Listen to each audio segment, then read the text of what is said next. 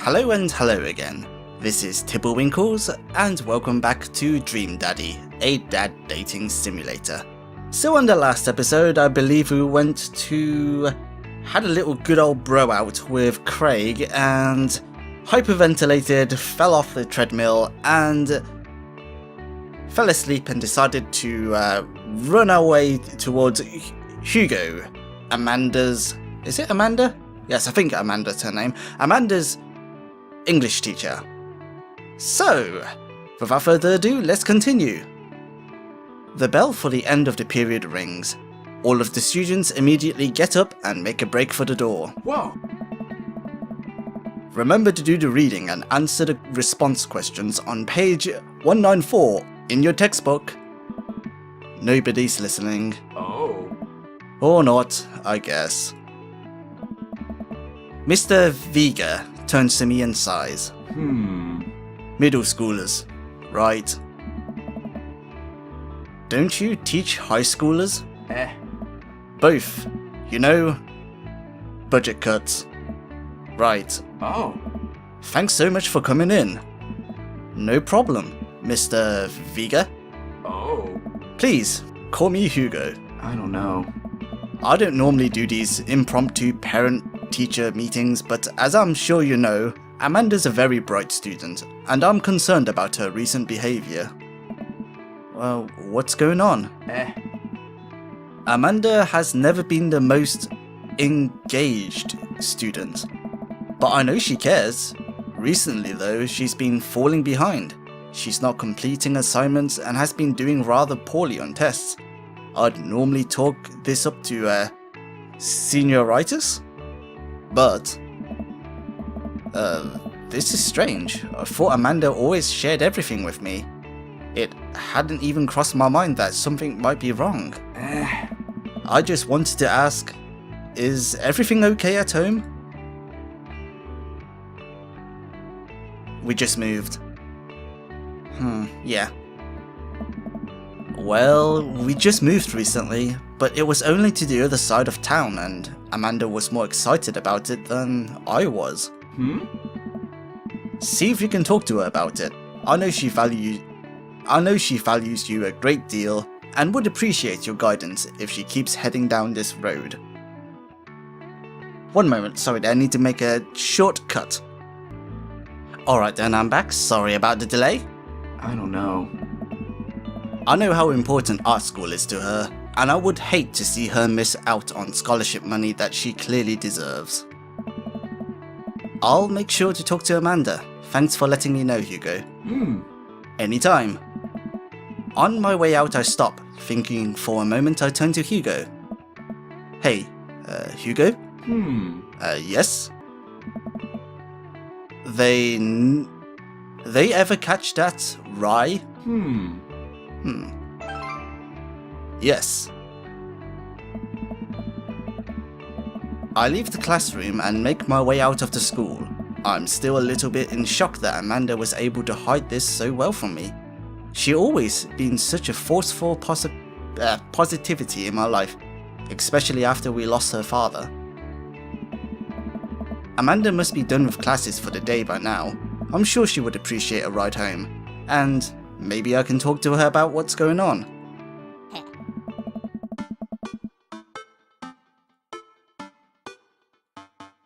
Okay, then sorry about the little breaks. I'm feeling a bit paranoid about my recording not going through because of the last time that it happened. Okay, everything is good. Let's continue. I pull up to the carpool and Amanda hops in the passenger seat. So, did you have fun gossiping about me? Mr. Vega and I actually gossiped about our celebrity crushes. So you talked about Mario Batali the whole time? It was a very productive meeting. I'm pretty hungry. Can we grab some dinner? Sure thing. We can make something at home, or let's go to the mall food court. I don't know. I think we deserve to go to the mall food court because we're still unpacking. Does that sound good to you? Yeah, sure.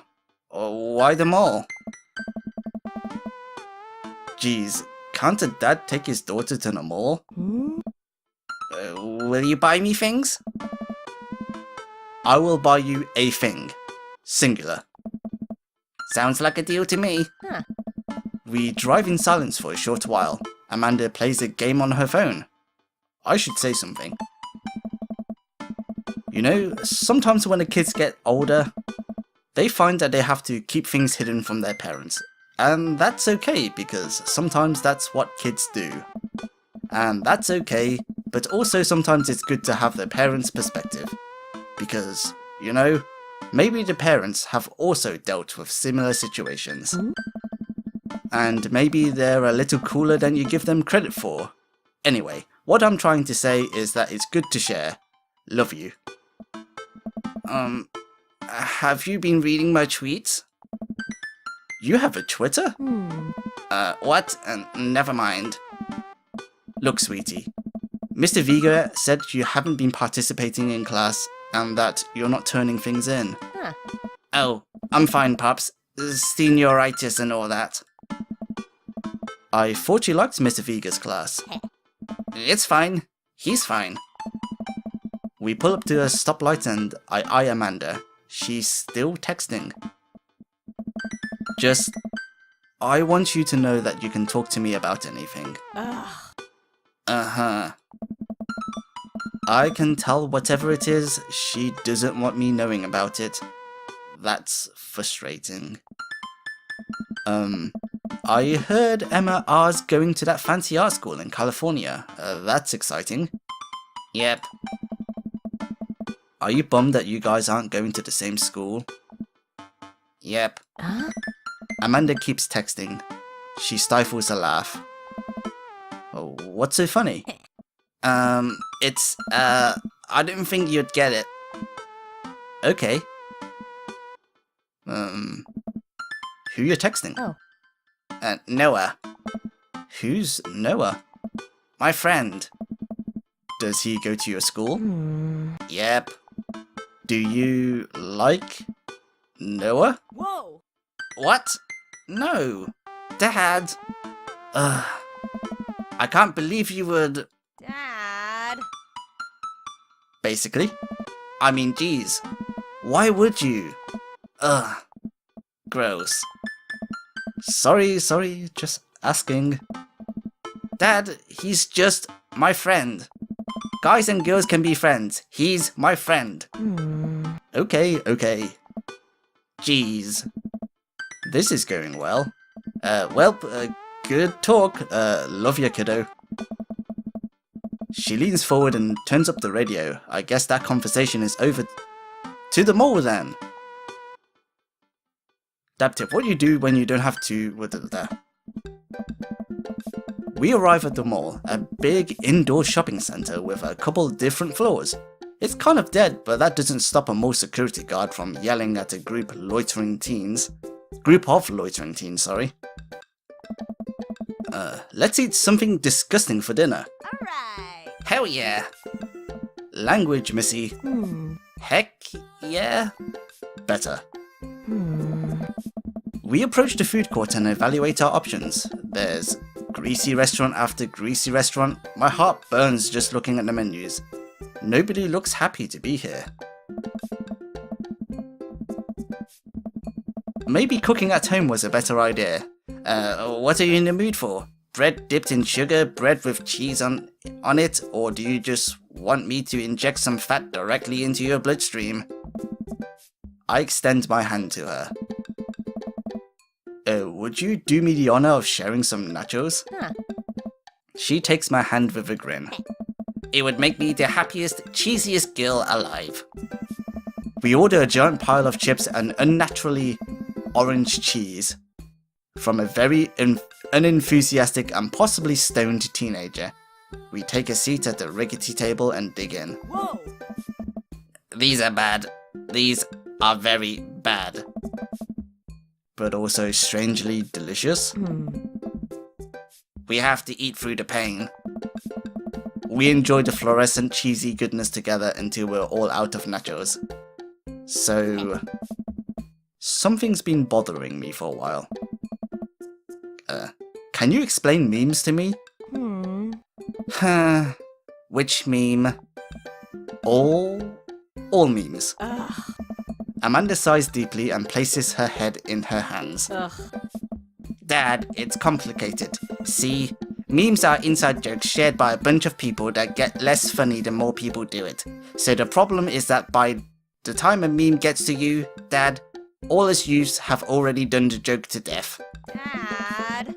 And what's worse than that is that movies and TVs and video games will try to jump in on a meme train, but just based on how long it takes to make them, the meme will be long dead by the time it comes out. So it just dates it and isn't funny. Oh, shit, what up? Oh. Dad, please. Here come that boy. Anyway, changing the subject. Where to now? Wanna go to that goth store? What? You know, the one that's all black and tries to establish itself as anti-establishment, despite being an exact representation of the establishment? I don't know what store you're talking about. You know, the one where you can buy chain wallets and it's basically an assault on what people fought so hard against in the punk and hardcore movements of the 70s and 80s? Dude, you gotta be more specific. The one you threw up in that one time. Oh, that one. Hey. Amanda runs into the store with me trailing behind her. She makes a beeline for the back. There it is! You can still see the outline. Kinda. I'm so, proud? Speech! Amanda. Speech! Speech! Speech! Speech! Alright, I'll do it if you stop chanting. Amanda stops immediately. I clear my throat. Thank you all for joining us here today to commemorate an historic moment that would forever shape history. On a day very much like today, some 5 years ago, our very own Amanda Ann Eggs had too much blue raspberry slushy on an outing to the mall. After begging her father to take her to Dead, Goth and Beyond to buy rainbow suspenders, she proceeded to throw up all over a display of My Chemical Romance merchandise.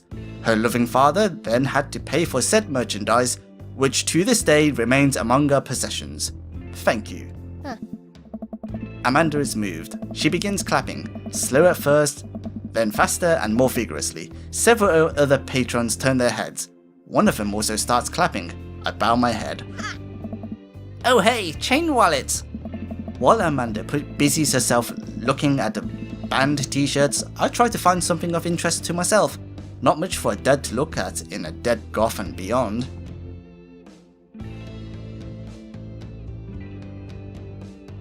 Look for band t-shirts. I barely know any of these bands. Cannibal Bone Party doesn't seem like music I enjoy, but they must be really happy that a retail outlet is carrying their merchandise. I hope their parents are really proud of them.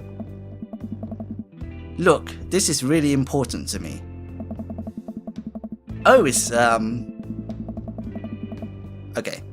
I overhear a stifled argument over the cash register. An older gentleman is carrying a garment and showing it to a bored-looking cashier with pink hair. I can see that. Don't know what to tell you, dude. I just work here. Listen, when I bought this online, the website said this blouse was Victorian-inspired. However, when I received it, it clearly held the trademark of Edwardian dressage. Do you want a coupon? I can give you a coupon. Will you leave if I give you a coupon? Is there a manager present? People have to know what they're buying. I am the manager. I see. Well, it would seem that I have outstayed my welcome. Good day, shopkeep. Your superiors will receive a strongly worded letter by post. Whatever, dude. The man whirls around and storms out, his literal coattails trailing behind him. I can't tell if they're Victorian inspired or Edwardian in nature. Amanda trots up to me with a t-shirt in her hand. Oh boy, here it comes. Hey, Dadtron 5000. Yes, I'll buy it for you. Wow, that was easy, thanks. At least it's only one this time. Amanda plops the shirt onto the counter and grins at the cashier. I love your hair. The cashier says nothing and rings Amanda up, radiating hatred. I hand her 20. So, what was at the guy's deal? The cashier rolls her eyes so hard I'm worried she'll pull something. That's Damien. He's in here all the time. He's obsessed with Victorian fashion, or whatever. She hands Amanda her bag and it's clear the conversation is over. We make our way out of the store and head home to get some rest. Amanda and I sit on the couch trying to find something to watch over bowls of ice cream. How absolutely awesome. Oh cool, Long Haul Paranormal Ice Road Ghost Truckers is on, your favourite, right? Oh hell yes, they have to make it over the Canadian tundra before the ice road melts, but they're hunting ghosts. Oh, oh boy. Also, the trucks are haunted. This is an episode I've already seen, but it's one of the best. Callum and Flint Dogbone, the twin brother truck driving and ghost hunting duo, to find themselves in the greatest peril yet. Oh no! The ghost's gone! Oh, wait. Okay, let me just take a moment to read this. Okay. okay, I see what happened. Oh no! The ghost's got control of the truck! I can't steer on them there damn ice roads! Let me use this EVP meter to try and communicate with the spirits! Flint, we're about to die!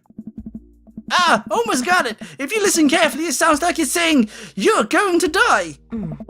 That's because we're about to die, you! This is art. The episode ends and Amanda excuses herself to go and start arguments on the internet.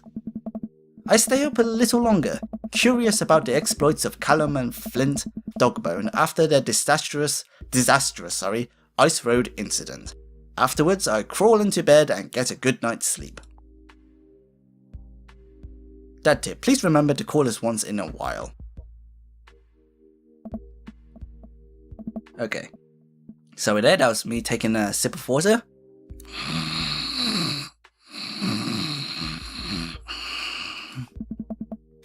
Morning, sleepyhead. 5 more minutes. You have never let me have 5 more minutes, so get up. Fine. We have cereal for breakfast and spend the morning putting together furniture. Amanda is much better at interpreting the tiny manuals. We were able to put together a few shelves and one desk, but I'm pretty sure it was supposed to be a bookcase.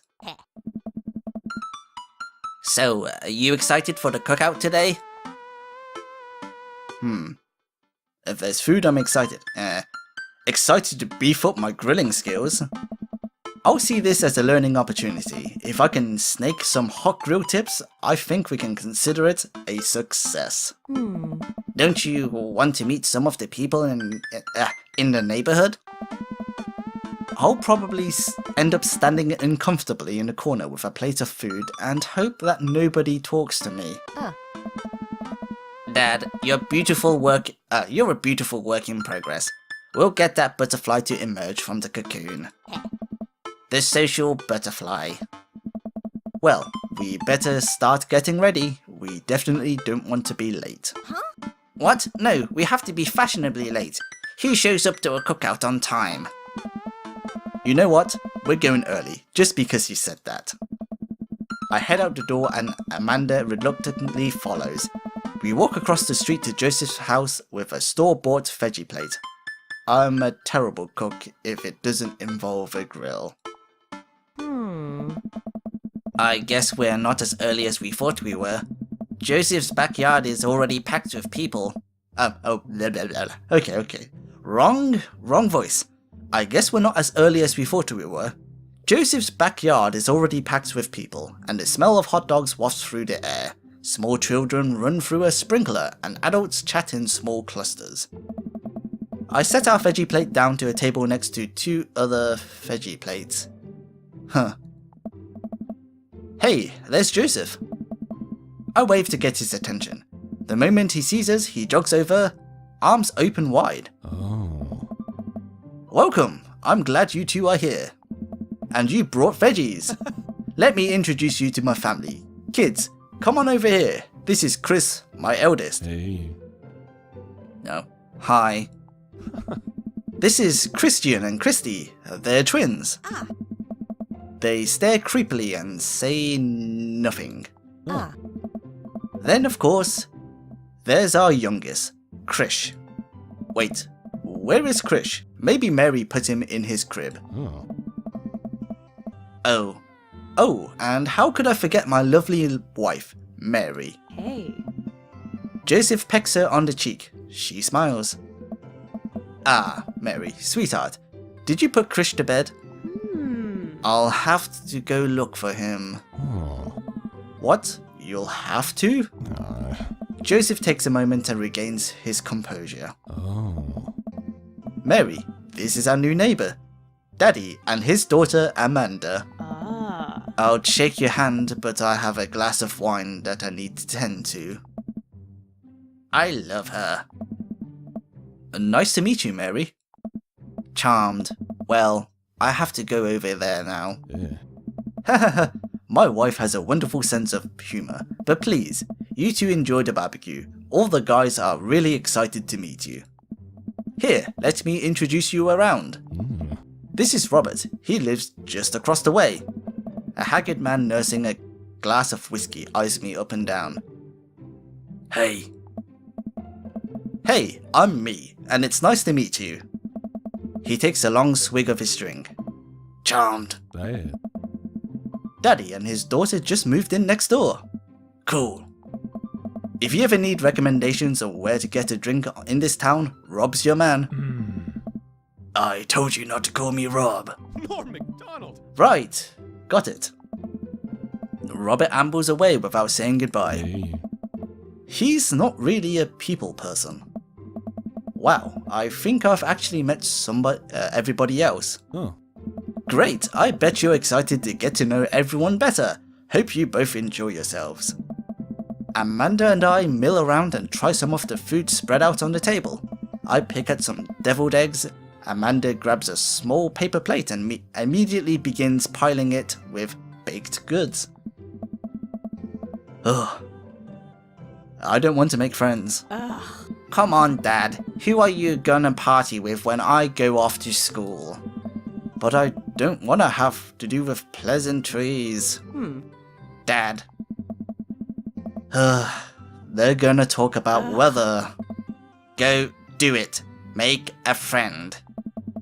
But how could I possibly abandon my only child at a social function? That's bad parenting. This plate of cookies is my new dad. Bye. Amanda shoves me into the center of the yard. Well, here goes nothing. I look around the party and am surprised to see some familiar faces.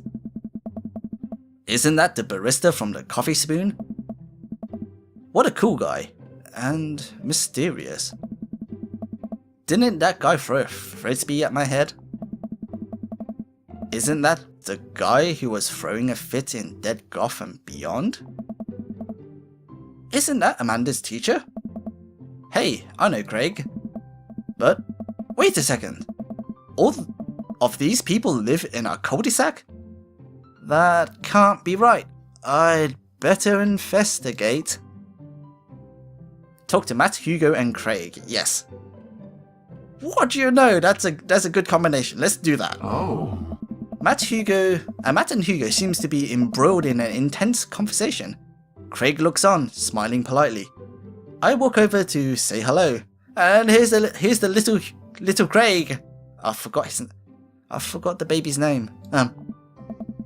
Well, I don't think it's fair to try and compare two art movements like that. Periods in art only exist because they're a unique byproduct of the social and political climate of a time and place. And to try to take something like, say, the Rococo period and compare it to postmodernism in America, you're completely disregarding the context in which a work of art is created. Matt and Hugo seem to be busy talking that they don't notice me. Craig leans in. Dude, I have no idea what's happening. Talk to Craig. I turn my attention to Craig, who seems a little more attentive to my existence. How'd resistance training go the other day? Oh. Great!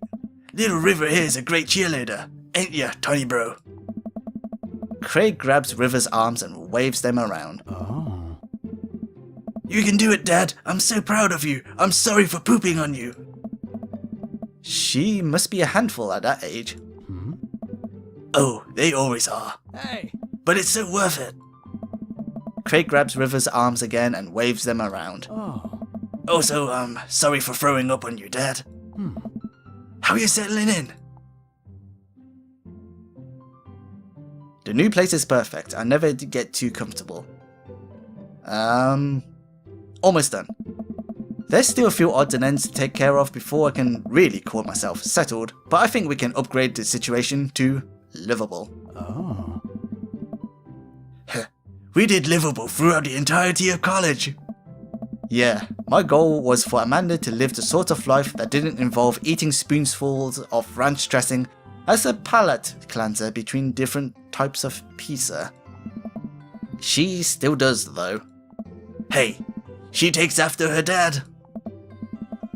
Daddy, how are you liking the neighborhood? It's pretty nice. Everybody's been super friendly. Hey. Seems like your daughter is fitting in just fine.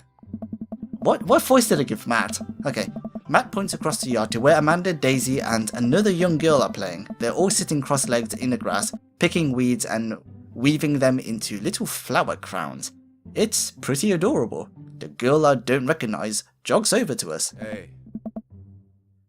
What is it, sweetheart? It's a flower crown. I thought you'd look cute in it. Oh. Well, there's only one way to find out. Matt takes the flower crown and places it on top of his head. Hey. Am I cool now? The girl stares at him, thinking it over. Nope, but you're slightly less uncool than you were before you put it on. Burn! Oh. Ha. Hey Daddy, this is my daughter. Hello. I'm Carmencita. Huh. Amanda comes over with Daisy in tow. And before we continue, this is where I'm going to end. So now we spoke to Hugo and saw the little hissy fit in which Damien. Wait! Look at this. Okay, this is not a shirt. It is a sweater. It's pretty much a sweater to me, and it's half tucked in. What the? What? I'm actually stopping my exit speech just to point this out. It looks almost horrendous.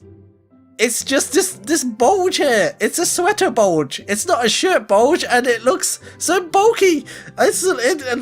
What? No! Why is there a detail there? Stop it! Okay, I'm gonna have to cover my eyes to do the intro now, the exit speech. Okay then. So, anyway, what was I saying? We met Hugo and we saw Damien make a hissy fit after we decided to stuff our mouths with bad nachos and probably gone off cheese. And now we're at a barbecue meetup with a lot of other dads, and we met Matt's daughter. And who knows where this place, how this is going to end up, or if we're going to make new friends or not. That is for next time. Well anyway, thank you very much for watching. If I did a good job, give us a thumbs up. Any thoughts, please leave them in the comment section down below. And I hope to see you in our next adventure. Bye bye.